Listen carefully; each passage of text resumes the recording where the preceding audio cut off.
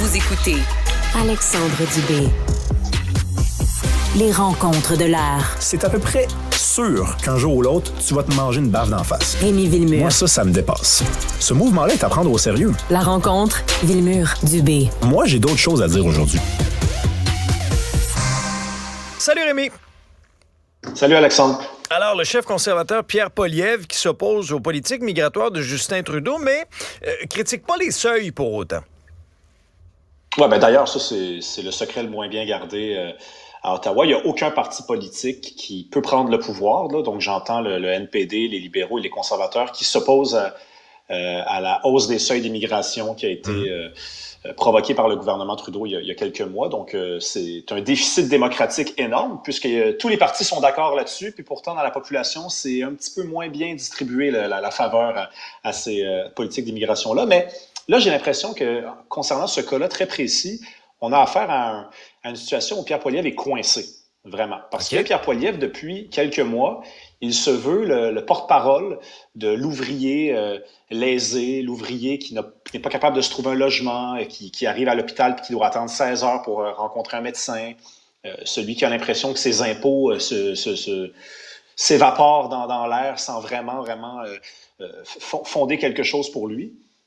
Et ça marchait bien jusqu'à présent. La preuve, c'est qu'on regarde en Ontario, où les conservateurs sont en avance, et même à Toronto, où ils sont deuxième ou troisième, mais sont en train de croître. Eh bien, c'est une région, généralement, où les conservateurs ont un peu plus de difficultés. Et là, ben, depuis que Poilievre est chef du Parti conservateur, ben, il semblerait que ça soit payant. Et d'une autre façon, donc, il assume ce discours-là. Et il y a un autre discours qu'il assume, c'est le discours, disons, plus sympathique avec les communautés, qu'elles soient religieuses ou ethnoculturelles, qui ont un énorme malaise, disons, avec le projet progressiste de Justin Trudeau. Alors, c'est pas pour rien là, que Poilievre s'oppose, par exemple, à la présence de drag queens dans les garderies, s'oppose émet des doutes quant à la possibilité d'enfants de 14 ans de subir des opérations. Tu sais, il sait que c'est payant pour lui. Mais, bizarrement, il peut pas tout mêler ça ensemble. C'est-à-dire que là, en ce moment, j'ai l'impression qu'il a atteint une espèce de plafond, parce que quand vient le temps, vraiment, de parler de crise du logement, et j'ai vraiment l'impression que ça va être le sujet de la prochaine campagne électorale, ben, il faut parler d'immigration. Il faut parler d'immigration, puis c'est pas juste la droite qui dit ça, c'est pas juste les conservateurs qui disent ça, ce sont les banques, ce sont les journaux. Le Globe and Mail, on parlait du National Post il y a quelques semaines, qui est un journal plus conservateur. Ça, c'était pas surprenant qu'on en parle dans ce journal-là, mais le Globe and Mail, qui est plutôt marqué à gauche, commence à le reconnaître. L'immigration met une énorme pression sur la crise du logement. Donc, ça commence à circuler, cette idée-là. Et pourtant, Pierre Poilievre nie cette réalité-là. Il va dire hier, par exemple, que Sean Fraser, qui est le nouveau ministre du Logement, a été le pire ministre de l'immigration de l'histoire. Bon, je suis assez d'accord avec lui, mais c'est beau dire ça, mais qu'est-ce que tu ferais de différent? Il dit, nous autres, on essaierait d'accueillir mieux les gens. Oui, comment? Il faudrait qu'on leur offre un logement. Mais comment? C'est dans la sous-question des fois que le développement n'est pas toujours là. C'est quoi vos solutions, M. Poilievre? Là? C'est ça, exactement. Tu fais bien de le remarquer. Là, il est très fort à définir des problèmes, mais là, il va venir le temps de trouver des solutions. Il n'y aura pas le choix en campagne électorale. Il va devoir produire un programme. Parce qu'actuellement, il est en avance dans les sondages et largement contre Justin Trudeau, mais le jour où on va effectivement être replongé en élection, là, ces questions-là vont venir. Ce ne sera pas juste la clip pour faire la manchette, là. Ça va être parfait, mais c'est quoi votre plan, M. Poilievre? Oui, parce que quand il est en tournée et qu'il utilise YouTube ou les réseaux sociaux pour faire le buzz, c'est correct. Mais quand tu t'en vas en campagne électorale, là, c'est très différent. Parce que là, tu te butes à des journalistes, tu te butes à l'exercice du débat, où il y a des vérificateurs qui sont en direct, qui peuvent te revenir et dire ce que vous avez dit est faux, ce que vous avez dit ne se peut pas. Ouais. Donc là, ça va devenir un vrai défi pour lui. C'est un politicien expérimenté, mais on dirait que depuis qu'il est rendu chef, il vit dans un autre monde parfois. Là. J'avais hâte de t'entendre sur la prochaine nouvelle sur la saga Gad Saad. Gad Saad, si vous le connaissez pas, c'est un professeur de marketing à l'Université Concordia, très suivi sur les réseaux sociaux, un intellectuel, un auteur. Ils sont près de 700 000 à le suivre sur X, anciennement Twitter. Et il a traité l'accent québécois d'affront à la dignité humaine dans un podcast de Joe Rogan aux États-Unis, podcast extrêmement écouté. Lui dit qu'il faisait une joke C'est-tu drôle? Est-ce qu'il faut en rire? Ah, moi, je suis pas le curé de l'humour. C'est pas moi qui détermine si une joke est drôle. Par contre, je pense pas que c'est une blague. C'est ça le problème. C'est que c'est pas un humoriste. Donc, tu sais, Sugar Sammy, là, par exemple, moi, j'ai jamais dit de mal de ce gars-là. J'ai jamais dit qu'il n'y avait pas d'affaire à dire des blagues sur les Québécois. J'ai toujours soupçonné cet homme-là d'en faire plus sur les Québécois que sur d'autres communautés. Mais ça, c'est une autre chose. Mais Gad Saad, c'est pas un humoriste. C'est un professeur. Et contrairement à Sugar Sammy, il est pas suffisamment courageux pour faire cette blague-là devant un public au Québec. Il n'est pas suffisamment courageux pour s'exposer physiquement à une situation problématique pour lui, hein, parce que Sugar Sammy, il sort de sa salle de spectacle, il y a quelqu'un qui l'attend peut-être dans la ruelle. Là. À la limite, il est courageux. Ouais, Mais il vient pas en entrevue. Il vient pas en entrevue. Hein. On l'a invité à l'émission aujourd'hui, Rémi. Là, il vient pas en entrevue. Il a répondu un long. Il y a eu la décence là, de répondre. Là. Un long courriel à notre collègue à la recherche, Marianne. Là, il est très, très occupé à faire la promotion de son livre, de son plus récent livre. Alors, il ne peut pas venir. Il dénonce. Là, je te résume un peu ses propos. Là. Il aime le Québec, il aime la société québécoise. Essentiellement, c'était une blague, même s'il n'est pas un grand fan de l'accent du Québec. Et il a déploré que dans les 24 dernières heures, il a reçu là, un tsunami d'insultes, de haine et de menaces pour avoir fait une blague innocente, qu'il dit. Innocent joke, une blague banale.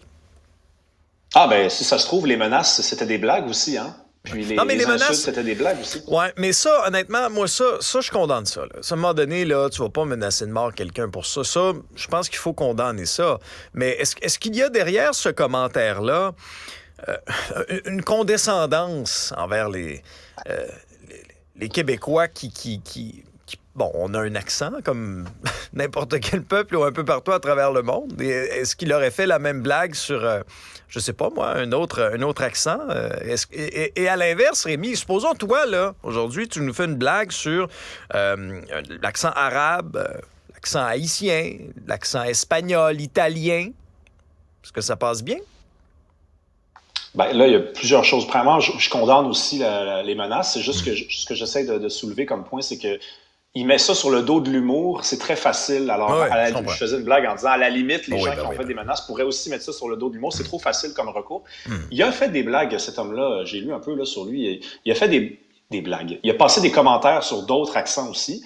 Et c'est un argument qui sort, lui, en disant, généralement, on me répond pas. Je me suis moqué de l'accent hébreu, de l'accent catalan, et c'est juste les Québécois qui répondent. Ben, écoute, peut-être qu'on est les seuls à se tenir debout. Je sais pas. Peut-être qu'on est les seuls à être si fragile que quand on se fait dire ça, ben ça nous blesse. Hein? Peut-être que c'est ça aussi. C'est pas parce que généralement ta blague qui n'en est pas une passe bien que c'en est une en réalité. T'sais. Moi, je pense que c'est devenu une blague quand il a compris que les gens n'aimaient pas ça.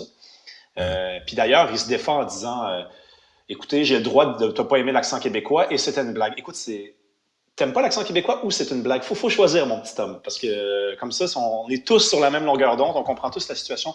Écoute, si c'est une blague, je suis pour l'humour, mais j'ai vraiment l'impression que ça cache un fond de condescendance. C'est un professeur à Concordia qui vit en anglais, qui aime la société québécoise. Écoute, je pense qu'il aime pas la même société. Il aime le Canada, tu sais, c'est probablement ça en réalité.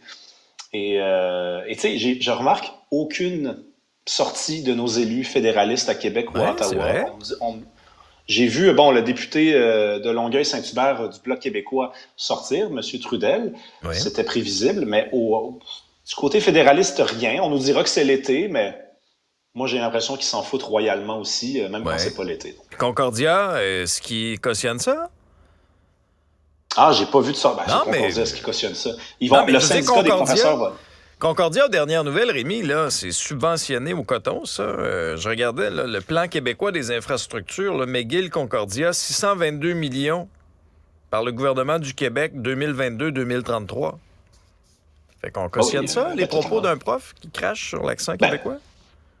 De façon plus simple que ça, de toute façon, il faut juste dire, le professeur est un fonctionnaire, il est payé par les fonds publics. Donc, tu sais, rendu là, c'est ça qui est un petit peu étrange aussi, c'est d'aller dire ça. Ça passe très mal, c'est condescendant.